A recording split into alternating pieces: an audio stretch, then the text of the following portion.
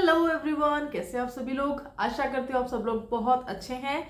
तो आज मैं आपके साथ शेयर करने वाली हूँ एक बहुत ही अच्छी लीगल वैकेंसी है। यह लीगल वैकेंसी, इसका शॉर्ट नोटिफिकेशन हम बोल सकते हैं कि वह जारी हो चुका है। फुल डिटेल नोटिफिकेशन अभी आने वाला है। इसके बारे में हम बात करेंगे कि यह जो पोस्ट है वह कहाँ पर आई है, इसमें कितनी पोस्ट है। साथ ही बात करेंगे कि इसके एग्जाम पैटर्न कैसे होते हैं, किस तरह से यहाँ पे जो एग्जाम का स्कीम होता है वह होता है। साथ ही बात करेंगे कि यहाँ का सिलेबस कैसा होता है। सिलेबस को थोड़ा हम यहाँ पे डिटेल में भी बात कर सकते हैं। तो इस तरह से हम यहाँ ओवरऑल व्यू लेंगे इसका। साथ ही बात करेंगे कि अगर आप इसमें इंटरेस्ट रखते हैं, इस जॉब में इंटरेस्ट रखते हैं, तो आपको यहाँ पर जो जॉब प्रोफाइल होती है, आपका वर्क होता है, वह कैसे होता है, थोड़ा बहुत हम कोशिश करेंगे कि इसके बारे में भी हम यहाँ पे जानकारी लेते हैं। बाकी जब भी इसका जो है डिटेल नोटिफिकेशन ऑफिशियली हमारे सामने अभी आने ही वाला है, तो जैसे ही आता है मैं इसी वीडियो में आपके सामने यह जो है डिटेल नोटिफिकेशन के साथ में पूरा जो डिटेल वीडियो है वह भी लेकर आऊंगी। इसके लिए आपको करना क्या है, आपको अभी इसी वीडियो को देखते हुए ही आपको जो है ना चैनल को सब्सक्राइब कर लेना है, ताकि अब जो मैं ये चीज बता रही हूँ उसके बाद में जब डिटेल की बारी आए ना, तो आपको वापस से ढूंढना नहीं पड़े कि कहाँ से हम अभी सर्च करें। आप ऑलरेडी अगर आपका सब्सक्राइब किया हुआ रहेगा ना, तो आपको यहाँ पे वीडियो मिल ही जाएगा। तो चलिए शुरुआत करते हैं। सबसे पहले जान लेते हैं कि यहाँ पर यह जो जॉब आई है वह कहाँ, कौन सी पोस्ट, कौन से डिपार्टमेंट से आई है। तो देखिए, सेंट्रल गवर्नमेंट की जॉब है, परमानेंट गवर्नमेंट जॉब है, रेलवे रिक्रूटमेंट की यहाँ पर जॉब रहेगी। आपको सीएलए का जो जॉब होता है, चीफ लॉ असिस्टेंट का, उसके ऊपर मैं यहाँ पे जो ये वीडियो है वह बनाने वाली हूँ। इसकी कितनी पोस्ट है इस पे बात करते हैं। साथ ही बात कर लेते हैं कि इसमें एज और सैलरी ये सब आपको कितनी मिलने वाली है। तो चलिए शुरुआत करते हैं। सबसे पहले यहाँ पर जो ये जॉब आई है वह है चीफ लॉ असिस्टेंट की जॉब है। चीफ लॉ असिस्टेंट, यह जो नोटिफिकेशन है, ये जो पोस्ट है वह कितनी आई है, तो टोटल 54 पोस्ट हमारे सामने हैं। अगर हम बात करते हैं रेलवे रिक्रूटमेंट बोर्ड की, तो यहाँ पे वेरियस पोस्ट बताई गई है, बहुत सारी पोस्ट है। अगर आप ग्रेजुएशन है, अगर आपने अदर डिग्री ले रखी है, तब भी आप जो है इसकी ऑफिशियल वेबसाइट पे जाके चेक कर सकते हैं। बट क्योंकि मैं यहाँ पे सिर्फ और सिर्फ लीगल डिपार्टमेंट के रिगार्डिंग ही यहाँ पे जो वैकेंसीज है उसके बारे में अपडेट देती हूँ। तो यहाँ पर जो है जॉब है वह सीएलए का भी है, साथ ही पीपी की भी जॉब है। लेकिन इस वक्त सिर्फ और सिर्फ सीएलए की बात मैं यहाँ पे करूंगी। पीपी का ये पूरा डिटेल वीडियो जो रहेगा, जैसे नोटिफिकेशन आता है उसके बाद में मैं यहाँ पे बनाने वाली हूँ। अब यहाँ पर इसमें बताया गया है कि आपके ये जो फॉर्म है ये कब से स्टार्ट होने वाले हैं। तो 7 जनवरी 2025 से इसके फॉर्म जो है ना ओपन हो जाएंगे। हम इसके फॉर्म डाल सकते हैं। कब तक डाल सकते हैं, तो 6 फरवरी 2025 तक यहाँ पर ये जो वेबसाइट पे हम जो है इसके फॉर्म जो है सबमिट करवा सकते हैं। इसमें एज क्या रहेगी, तो देखिए एज का ऐसा है, क्योंकि ये जो जॉब है वह करीब 3-4 साल के बाद में यहाँ पर यह जो चीफ लॉ असिस्टेंट की ये जॉब आई है। अभी इसकी 18 साल से लेके 40 साल से तक यहाँ पर आप जो है इस एज में आ रहे हैं, तो आप यहाँ पर ये फॉर्म डाल सकते हैं। साथ ही 3 साल का रिलैक्सेशन भी दिया है। तो 43 का एक मैक्स टू मैक्स आपको एज का क्राइटेरिया हमें बताया गया है। बाकी तो नोटिफिकेशन आते ही आपको वैसे ही पता चलने वाला है। और अब बात कर लेते हैं, क्योंकि वीडियो ज़्यादा लंबा नहीं बनाना है, इसलिए फटाफट से बात करते हैं कि आपको यहाँ पे योग्यता क्या चाहिए होती है।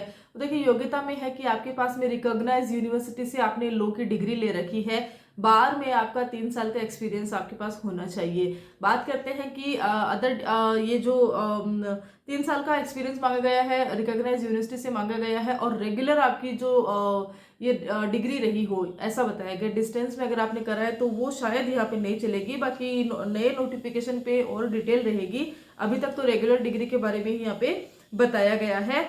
अब बात कर लेते हैं कि इसके जो हमारी एग्जाम रहती है वह कैसे रहती है, और क्या इसमें नेगेटिव मार्किंग वगैरह सब रहती है, इस पे भी बात कर लेते हैं। बात कर लेते हैं यहाँ पे सिलेबस की। तो सिलेबस में यहाँ पे बता रखा है कि यहाँ पर 5 प्रकार से आपको यहाँ पे डिफाइन किया गया है कि ये जो सिलेबस है यहाँ पे बताया गया है। पहला बता रखा है कि ये सब्जेक्ट कौन सा होगा। दूसरा है कि कितने क्वेश्चन उस सब्जेक्ट्स में आएंगे और कितने मार्क आपको यहाँ पे उसमें से चाहिए होते हैं, आपको मिलने हैं। तो पहला रहता है जो कि है प्रोफेशनल एबिलिटी। इसके अंतर्गत आपके लॉ का जो एक सिलेबस बताया गया है वह आता है। दूसरा रहता है यहाँ पे जनरल अवेयरनेस रहता है। जो प्रोफेशनल एबिलिटी रहता है वह 50 क्वेश्चन उसमें से आते हैं और आपको 50 जो है मार्किंग रहती है। जनरल नॉलेज जो अवेयरनेस है उसके 15 क्वेश्चन आते हैं। फिर आता है जनरल इंटेलिजेंस एंड रीजनिंग, यहाँ पर 15 क्वेश्चन के आता है। मैथमेटिक आती है 10 नंबर की आएगी। साथ ही बात करते हैं जनरल साइंस आती है, वह भी 10 नंबर की आएगी। और जो मैथमेटिक और जनरल साइंस जो रहती है वह 10th स्टैंडर्ड सीबीएसई के अकॉर्डिंग आपको यहाँ पे करनी होती है। तो देखा जाए तो मैथमेटिक और जनरल साइंस भी आप यहाँ पे इजीली निकाल सकते हो। 10th स्टैंडर्ड का रहता है सीबीएसई बोर्ड वाला जो हम पढ़कर आए हैं। और इसमें जनरल अवेयरनेस भी रहती है। उसके सब्जेक्ट्स मैं आपको बताऊंगी इसमें क्या क्या हो सकता है, थोड़ा थोड़ा बताऊंगी। बाकी प्रोफेशनल एबिलिटी में जो लॉ आता है उसके अंतर्गत कौन से सब्जेक्ट्स आते हैं, तो देखिए संविधान है, एडमिनिस्ट्रेटिव लॉ रहेगा, ज्यूरिस्प्रूडेंस है, टोर्ट है, Hindu law, CPC, contract limitation act, TP है। और उसके अलावा हमारे ओल्ड लॉज इसमें बताए गए हैं, कंपनी लॉज, आर्बिट्रेशन और आरटीआई, लेबर लॉ। इस तरह से देखिए फ्रेशर्स के लिए भी यह जॉब हो सकती है, क्योंकि देखिए 3 साल का एक्सपीरियंस मांगा है, बार का एक्सपीरियंस मांगा है, राइट। तो अगर आपने रजिस्ट्रेशन करवा के रखा है तब भी आप जो है इसका ये कर सकते हैं, अप्लाई कर सकते हैं। बाकी ऐसा है कि सारे के सारे एलएलबी वाले सब्जेक्ट्स हैं। अगर आप एलएलबी में इसके पढ़कर आए तो आपके लिए ज़्यादा नहीं रहेंगे, 50 नंबर के ये क्वेश्चंस रहेंगे। बात कर लेते हैं जनरल अवेयरनेस की, तो करंट अफेयर का रहता है, यहाँ कल्चर का रहेगा, कल्चर और हिस्ट्री का रहता है, इंडियन पॉलिटी यहाँ का ये सब रहता है। तो देखिए रेलवे का ये जॉब रहता है, गवर्नमेंट की परमानेंट गवर्नमेंट जॉब है, सेंट्रल जॉब है। तो आपको नॉर्मल है कि यहाँ पर ये इस तरह के सब्जेक्ट्स और इस तरह के जो सिलेबस है वो है भी मिलने वाला ही है। बाकी मैथ्स का और साइंस का मैंने आपको बताया ही है। अब बात कर लेते हैं थोड़ा सा इसके बारे में कि यहाँ अगर आपकी पोस्टिंग यहाँ पे होती है, राइट, तो यहाँ पर आपको वर्क प्रोफाइल कैसे दिया जाएगा उसके बारे में बात कर लेते हैं। तो रेलवे रिक्रूटमेंट बोर्ड का CLA का मैं यहाँ पे जो है ये बता रही हूँ। तो इसमें डायरेक्ट रिक्रूटमेंट का भी रहता है, 3 साल का एक्सपीरियंस मैंने बताया ही है। रेगुलर आपका जो डिग्री है वह होना चाहिए। परसेंटेज का ऐसा इश्यू नहीं है कि आपको इतना परसेंटेज लो में ही चाहिए, ऐसा कुछ है नहीं। बाकी एज का बताया है। सैलरी इसमें कितनी रहने वाली है, तो सैलरी आपकी अच्छी सैलरी आपको यहाँ पे मिलने वाली है। 44,900 से आपकी यहाँ पे जो सैलरी है वह स्टार्ट होती है। और उसके बाद में प्रमोशन भी रहते हैं ये इसमें। और वर्क का बताया तो देखिए लो असिस्टेंट के रूप में यहाँ पे आप चीफ लो असिस्टेंट के रूप में यहाँ पे आप वर्क करते हैं।